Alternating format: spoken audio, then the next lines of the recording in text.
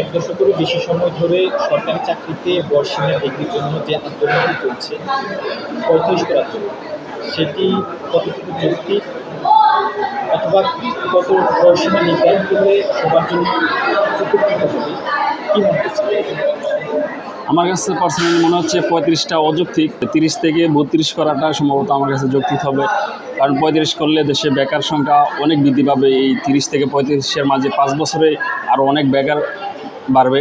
তাছাড়া ৩২ করলে কিছুটা বেকার সংখ্যা কমতে পারে। এজন্য আমি মনে করি যে ৩২-এই যৌক্তিক, যেহেতু এক দশক ধরে তারা একটা চাচ্ছে, সংস্কার চাচ্ছে, এই জন্যই ৩২-এ যৌক্তিক। যারা আন্দোলন করছে তারা বলছে যে ৩৫ করলে বেকারত্ব বৃদ্ধি পাবে না, এটা কি বলতে চাচ্ছে?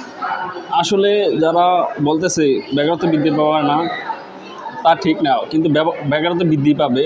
কারণ ৩০ বছরের পরে দেখা যায় কি অনেকে বিভিন্ন ব্যবসাতে ঢুকে অথবা বিভিন্ন বাইরের কান্ট্রিতে চলে যায়, ওইখানে বেকার সংখ্যা একটু কমে যায়। এখন যদি ৩৫ করে, ওই যে ৩০ থেকে ৩৫-এর মাঝে তারা আরও 5 বছর ট্রাই করবে, তখনও আরও বেকার সংখ্যা বৃদ্ধি পাবে আর কি।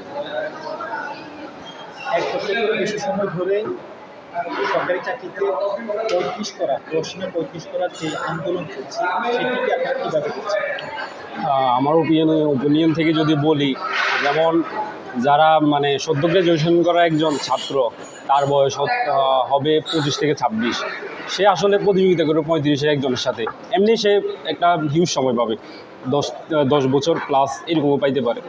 যেমন আমি যদি বলি সদ্য গ্র্যাজুয়েশন করা 35-এর সাথে লড়াই করবে, আসলে বিষয়টা কেমন জানি আমার কাছে লাগে। যেমন তারা প্রায় 10 বছর প্রিপারেশন নিয়ে আসে, আর আমি সদ্য গ্র্যাজুয়েশন করে তার সাথে প্রতিযোগিতা করবো, তাহলে তার থেকে আমি অনেক পিছাই আছি এই হিসেবে। আর অন্য দিক দিয়ে যদি আমি বলি, যেমন সদ্য গ্র্যাজুয়েশন করা ছাত্রছাত্রীরা, যেমন আমার ক্ষেত্রে আমি একটা ওপিনিয়ন প্রকাশ করি। চাকরির বয়স 30-32 বা 5 বছর কমিয়ে আনার সমস্যা, কমিয়ে আনলে সমস্যাটা কী? তাহলে আপনি দেখেন, আমরা এক প্রকার সরকারি চাকরির ক্ষেত্রে 35টা করা আমরা এক প্রকার অন্ধ হয়ে গেছি, হ্যামিলনের বাসিওয়ালার মতো আমরা ইঁদুরের মতো পিছে পিছে ছুটছি।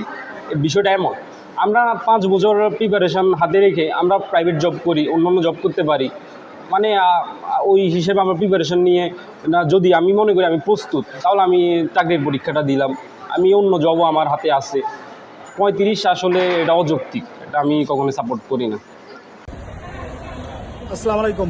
প্রিয় শিক্ষার্থী ভাই বোনেরা, আপনারা জানেন চাকরিতে আবেদনের বয়সসীমা স্থায়ীভাবে বৃদ্ধি করার জন্য দীর্ঘদিন ধরে রাজপথে লড়াই সংগ্রাম চালিয়ে যাচ্ছে আমরা।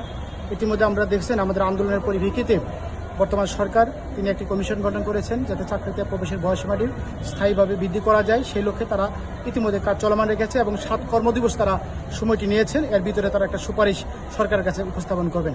প্রিয় শিক্ষার্থী ভাই বোনেরা, বা সরকারের কাছে আমরা বলতে চাই, চাকরিতে প্রবেশের বয়সসীমাটি অত্যন্ত যৌক্তিক এবং সময়োপযোগী। আপনারা জানেন চাকরিতে প্রবেশের বয়সসীমার বৃদ্ধির বিষয়টি একটি ধারাবাহিক প্রক্রিয়া।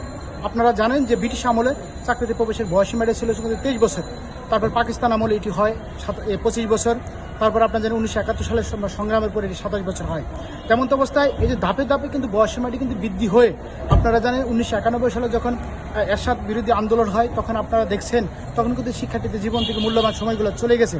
তেমন তো অবস্থায় তখন 1991 সালে চাকরিতে প্রবেশের বয়সসীমাটি তখন কিন্তু 27 থেকে 30 করা হয়। এখন আপনারা জানেন তখন কিন্তু মানুষের গড়াই ছিল 54 বছর। আপনারা জানেন হাঁটিয়ে পাপা করে বর্তমান 2024 সাল মানুষের কিন্তু গড়াই বেড়ে 73+ হয়েছে। এমন তো অবস্থায় মানুষের প্রবেশের বয়সসীমাটি কিন্তু চাকরিতে প্রবেশের বয়সসীমাটি এখনো বৃদ্ধি পায়নি। এমন তো অবস্থায় আপনারা দেখেন 2011 সালে অবসর বয়সসীমাটি 2 বছর বৃদ্ধি করা হয়। তো আমরা মনে করি চাকরিতে প্রবেশের বয়সসীমাটি বৃদ্ধির বিষয়টি একটি ধারাবাহিক প্রক্রিয়া এবং একটি যৌক্তিক, এবং চাকরি বাজারে একটা লেভেল প্লেইং ফিল্ড তৈরি করতে হলে অবশ্যই চাকরিতে প্রবেশের বয়সসীমাটি বৃদ্ধি করতে হবে। বাংলাদেশের আর্থসামাজিক প্রেক্ষাপটে আপনারা দেখবেন যে কোনোভাবে একটা ছেলেকে চাকরিতে প্রবেশে অনার্সের সার্টিফিকেট অর্জন করতে তাদের কিন্তু 27 থেকে 28 বছর লেগে যায়। এমন in the meantime same কিন্তু ঢাকা বিশ্ববিদ্যালয়ের বুয়েট মেডিকেল শিক্ষার্থীরা কিন্তু 24-25 বছরের অনার্স বের হয়। তাহলে এই চাকরি বাজারে যে একটা লেভেল প্লেইং ফিল্ড থাকার কথা বা সময় পাওয়ার কথা, সেই শিক্ষার্থী কিন্তু সারা বাংলাদেশ শিক্ষার্থীরা পায় না। আমরা মনে করে থাকি চাকরির প্রবেশের বয়সসীমাটি স্থায়ীভাবে 35 করে দেওয়া হয়, কোনো ক্ষেত্রে যদি উন্মুক্ত করে দেওয়া হয়, তাহলে শিক্ষার্থীরা তারা অনার্স সার্টিফিকেট অর্জন করতে কোনো কোনো ক্ষেত্রে বিলম্ব হলেও তারা কিন্তু সেটা পুষিয়ে নিতে পারবে। আপনারা জানেন করোনা মহামারী থেকে আরম্ভ করে বাংলাদেশের বৈশ্বিক প্রেক্ষাপটে নানা রকমের রাজনৈতিক অস্থিরতা, নানা প্রতিকূলতার কারণেই কিন্তু চাকরিতে প্রবেশের বয়সীমার স্থায়ীভাবে বৃদ্ধি করা দরকার। আপনারা দেখেন বর্তমানে কিন্তু যে 2005 আগস্টে সরকার পতনের পরে এমন অবস্থায় সার্কুলার থেকে আরম্ভ করে কোনো কিছু কিন্তু চলমান নেই এবং কি পরীক্ষা নেই, তাহলে এই শিক্ষার্থীদের জীবন থেকে কিন্তু বয়সগুলো চলে যাচ্ছে। সুতরাং বয়স কিন্তু থেমে নেই।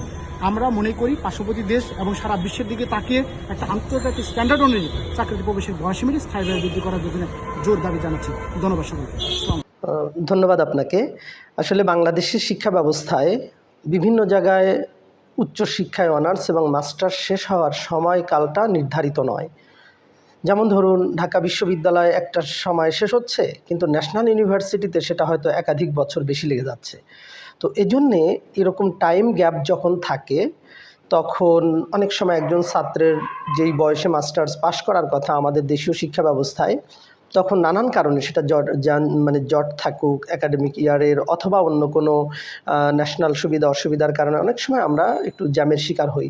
তো সেক্ষেত্রে এই পার্সপেক্টিভে আমি মনে করি যে একটু সময় বাড়িয়ে দেওয়া উচিত। এর পাশাপাশি আরেকটু যেটা আমি মনে করি যে ছেলে মেয়েদের এক অংশের, সেটা যত মাইনরই হোক, সর্বোচ্চ সুবিধার জায়গায় আমরা পৌঁছে দিতে চাই, আমার ব্যক্তিগত মত যে দেওয়া উচিত। সেক্ষেত্রে যদি কোনো ছেলে মেয়ে মনে করে যে তার আরেকটু সময় বেশি হলে ভালো হয়, তাহলে আমি সেটা দেওয়ার পক্ষে। থার্ড হচ্ছে যে পৃথিবীর বিভিন্ন দেশে এরকম খুব যে সময় বেঁধে দেওয়ার চাইতে একটু ওপেন রাখে। যেমন ধরুন একটা ছেলে বা মেয়ে ও 26, 27 বা 30-এর ভেতরে একটা চাকরিতে যাচ্ছে, হতে পারে তার আরেকটু বয়স হলে সে আরেকটু পরিপক্ক হয়েও হয়তো ওই চাকরিতে যেতে পারে। এজন্যে আমার মনে হয় যে একেবারে 35 না হলেও 32 বা 33 এরকম আর 2-3টে বছর বাড়িয়ে দেওয়া উচিত। কারণ আমাদের এই থার্ড ওয়ার্ল্ড কান্ট্রিতে মাঝে মাঝে ঠিক টাইমলি অনেক কিছু হয় না।